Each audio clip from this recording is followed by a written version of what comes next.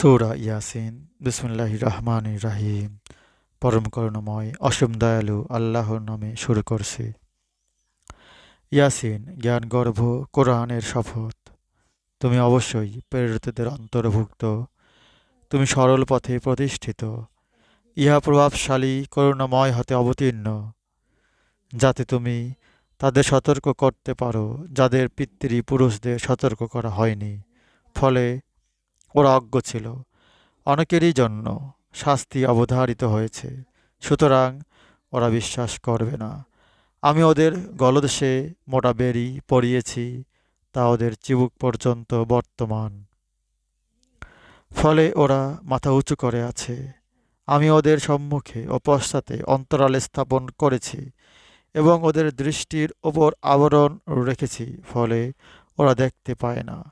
তুমি ওদের সতর্ক করো বা না করো, ওদের পক্ষে উভয়ই সমান, ওরা বিশ্বাস করবে না। সূরা ইয়াসিন আয়াত 1 থেকে 10।